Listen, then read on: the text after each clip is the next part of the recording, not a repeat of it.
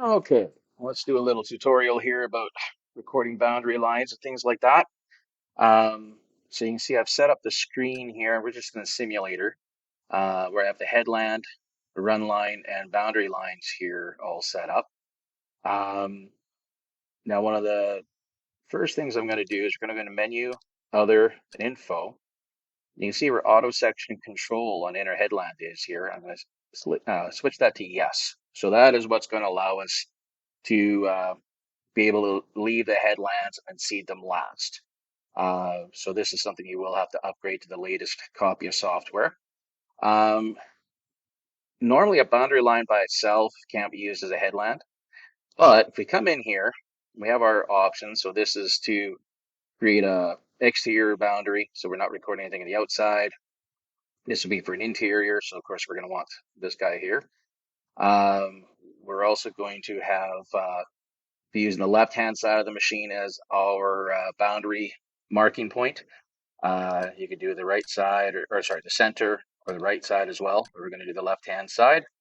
And we're going to hit this lock button. And so what that does is it locks the headland recording pass with the boundary pass. So that way you're doing both at the same time. If we have this unlocked, then you're just going to do a boundary line. And so you'll have your boundaries, but you won't be able to use them for creating headland passes. So we're just going to go ahead and select the lock here. This button to go back, and I'm just going to hit the green arrow, and now it's recording. So I'm going to drive my guy here, and we're going to go like a bat out of hell here just to get some ground covered quick. Got this set for I think 84-foot width, and I just got to take him here in a bit of a circle. So by doing this recording the whole time, it will record wherever the tractor goes. Now, if you want to make sure that you're doing straight lines, you could actually hit the pause and then hit that point. And if you do that, that'll create straight lines. Anyway, we're going to keep going this way.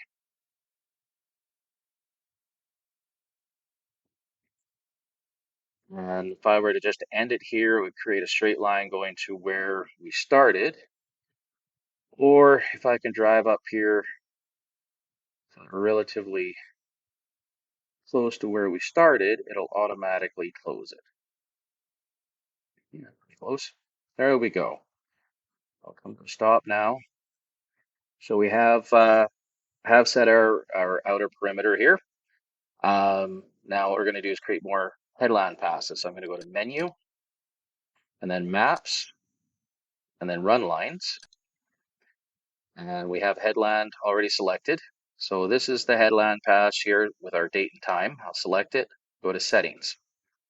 And so here we can offset the run line if we want to move it over to the right.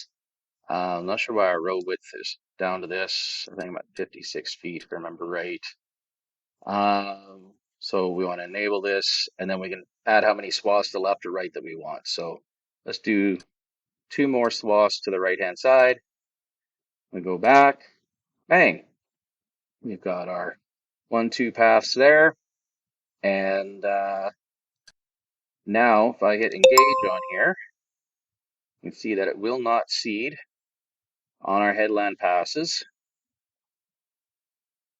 But when we get into our unseeded area, there we go. It's all turned on. And then when I'm done the whole field and I do want to do my headlands, I just come back here, to other, info, and switch this to no. And now everything is fair game.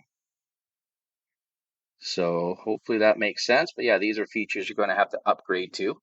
But